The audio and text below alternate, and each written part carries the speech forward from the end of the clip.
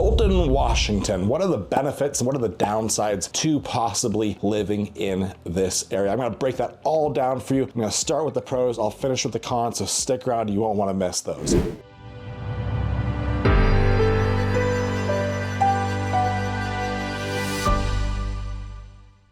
My name is Mike Novak. I'm a real estate agent, part of the Novak real estate team. We're headquartered out of Everett, Washington, right here in Snohomish County. If you're thinking about buying or selling a home, definitely reach out to us. All of our contact information is down below. We would love to schedule a call with you and see if it could be a good fit to help you buy or sell a home. But let's jump into the topic of the day, and that is Sultan. Why would you want to live in Sultan? What are the benefits to that? And what are the downsides that you absolutely want to know about before you consider buying a house or moving to that area? Let's break it down. Okay, the first big thing is Sultan is beautiful. Like, that has to be the number one pro, in my opinion. You drive out there and you are going to be absolutely mesmerized by the beauty, the trees, the mountains, the rivers, the wildlife. Holy cow, it is absolutely gorgeous. It's a beautiful drive to take out to Sultan. It's absolutely stunning, and that's definitely the biggest benefit, in my opinion, of Sultan. Like, it's just a beautiful, beautiful place to live. Sunsets in Sultan are absolutely gorgeous. You've got, the mountains are like right at your fingertips. You're kind of in the foothills up there, and it's just so beautiful. So that's definitely one of the pros. The second pro is the proximity to Stevens Pass. Stevens Pass is a fantastic mountain for skiing and snowboarding, and if you live in Sultan, you're about 48 minutes away, give or take traffic, to pop up there and go ski. And yes, they do have night skiing, so you could theoretically go work on Friday and go ski at the night on Friday night and maybe stay up there and ski Saturday morning as well. So there is overnight parking at Stevens Pass, but check that out. Like, it's a real thing. A lot of people that are big skiers and snowboarders live in that area just simply because of how easy it is to get up the highway, up Highway 2, and get to the mountain, okay?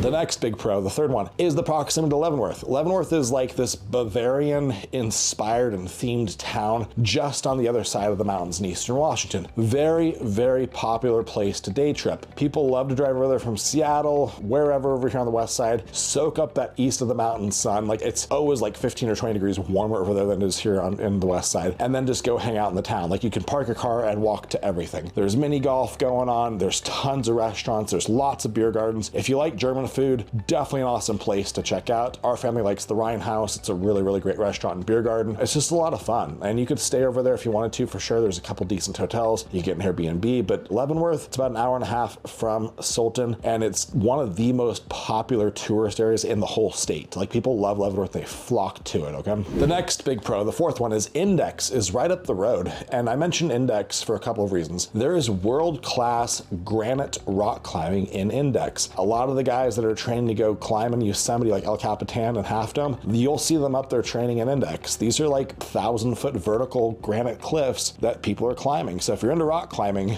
I mean, definitely kind of cool that you can pop right up in there in Index, 20 minutes from your house in Sultan, and go have some world-class rock climbing. Back when I was a climber, I used to climb there all the time. It was absolutely beautiful, very, very high quality rock. And you'll see some of the portal edges, which are like those flat cot-like things that they're sleeping on halfway up the rock as they're doing their trainings. It's pretty cool to see. It's even more fun to go experience it. Really, really awesome, definitely benefit. Also in Index is some really great river rafting and kayaking. So there's a couple of companies that commercially guide the Skycomish River, which flows right through Index. It's very beautiful. And if you're thinking about maybe going river rafting, that's a good place to start. You can Google search it and find the right company to work with. It's a really fun trip to take your kids on if their kids are old enough and go river raft the Skycomish River. There's a class 4 Boulder garden in there called Boulder Drop, which is really exciting. Like, it's splashy, it's fun. We took our whole team, like our real estate team, down for river rafting a few years ago, and it was a really fun experience. We flipped a raft in Boulder Drop. People went swimming. It was a lot of fun. So check out Boulder Drop. It's kind of intimidating when you look at it from the road. Once you get in the raft, it's even more intimidating, but you go through it. It's like riding a roller coaster. It's tons of fun, very splashy. And you look up from the river and there's just like these jaw-dropping mountains above you. So Index is a super cool, very small town, like not a lot of infrastructure out there, but the river rafting, the rock climbing, very cool and super close to Sultan. Two kind of like food options I want to mention that are pros out there. The Sultan Bakery is definitely a big pro. Like, it's kind of a legendary place. It's been there for a very long time. You'll see it right off Highway 2. It's always busy. They've got not just like baked goods, but they've actually got like full-on breakfasts, lunches, sandwiches. Everything they make is fantastic. Stop by the Sultan Bakery when you're driving through. I promise you, you will love it. The other one that's good that's up there is called Good Brewing. It's a brewery, and they've got a tap room there with really good house-made beers, and they've also got pizzas, burgers, wings, things like that they make in-house that are offered in the afternoon. So Sultan Bakery and the brewery, definitely definitely worth checking out for food options if you're hungry, and they're right there in Sultan. The last big pro I want to talk about is just the housing market side of things in Sultan. It is arguably the most affordable place to buy a home that's still reasonable commute in Snohomish County. Like, I'm not talking about outlying areas like Darrington or even Gold Bar, but like Sultan is a reasonable commute to get into Monroe and, you know, to get into Bothell and places like that. The average home price in Sultan right now is $536,000. The average home price in Snohomish County is $811,000. So if you're looking for some value, Sultan might be worth looking at. So it's kind of interesting. There's a lot of new construction going on out there. There's a couple of national builders building in Sultan right now and hundreds of homes being put up out there. So it could be worth looking at if value is important. It's very much a value-based market still, which is pretty cool. And it's hard to find affordable housing in Snohomish County. So this really speaks to a lot of people. That's the pro side of things. Let's jump into the cons and make sure we're keeping things real. The first con, and everyone that's local is going to know this, is the traffic.